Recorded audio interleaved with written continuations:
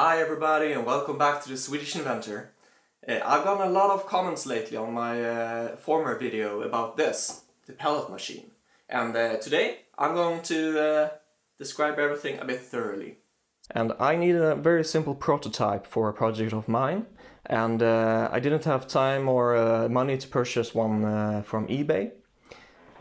So I took what I had instead. And this is a simple three-phase motor, electric motor with a worm gear here on top. And also it's connected with rubber bushings here, 4 of them around. Wiring to make it run on a single 230 volt one-phase outlets. And of course, the emergency stop. It's a must. I built this simple stand from 20 by 20 square tubing. The main part is this, the tubing, the housing for everything. And this is a 3-inch exhaust pipe actually. So I cut it open in a square. This is where all the material goes in.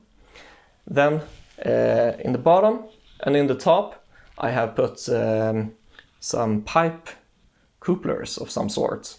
And these are standard stuff, probably $10 each, quite easy to obtain anywhere in the world.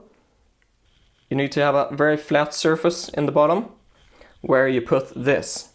This is a hole plate used for a meat grinder, a normal old meat grinder, manual meat grinder. And these come in different sizes, the holes.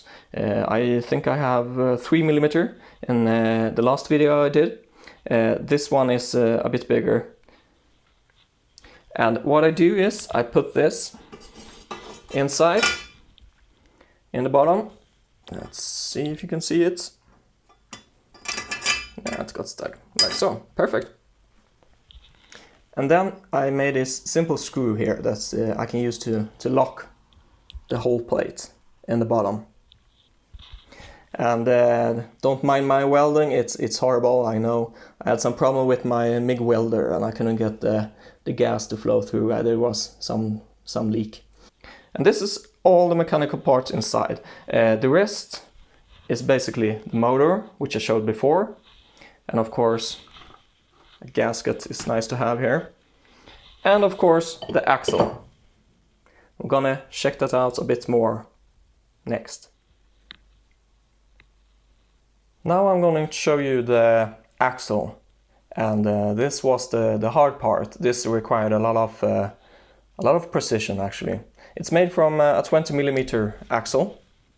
And I've machined it in a few different ways. But also I machined this. It's a slot, I think. This is what goes inside the motor.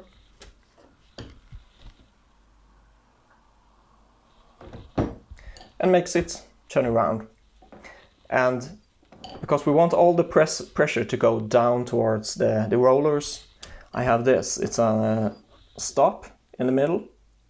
And these come in various types. This isn't so strong, but since it's just a prototype, it worked for my purposes. And below, you see I've smoothed the edges to make it a bit more square. And it took some time to machine this. But the most important part, of course, are the rollers. And they're only, what can it be, 4 or 5 centimeters in diameter. And through the entire axle there's another smaller axle going through. The rollers in the bottom, there are the magic stuff. And they are also machined with a hole that goes on top of the smaller axle. And inside they are hollow. And I use this standard 6008 bearings. I used 2 of them. So they fit perfectly inside. Excellent.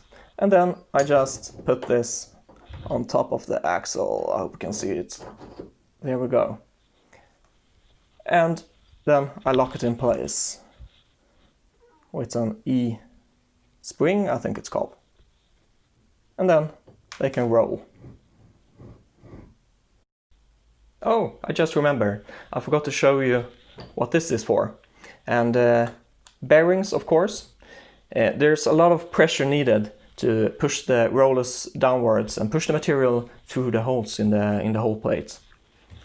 And therefore I use this, which is I think it's conical bearing. It's really strong. And it's 20 millimeters in the middle, and this fits on top of here towards this. And then in the motor, in the top, there's the opposite of this. So the top holds everything down, and it's important, this is why this is adjustable, it's important that the length from here to here is exactly the same as the length of the pipe in the pellet mill. Also, I'm going to talk a bit about the material. If your build doesn't work at first, don't be alarmed, because usually it takes a lot of tuning to get everything right. And the main problem people often have when making pellets are actually the material itself, not the machine. The material itself needs to have a perfect amount of moisture, and the amount actually varies depending on what kind of material you have, if it's corn, if it's wood shavings or whatnot. And I'm using fine grain wood shavings. And I tried the moisture content with actually this, a wood moisture tester. This is the easiest way. You have 2 electrodes in the top and a reader. So I put it in and I push it down quite hard. And it gives me about 17%, which is quite dry. Probably about 20% is perfect for me for this material.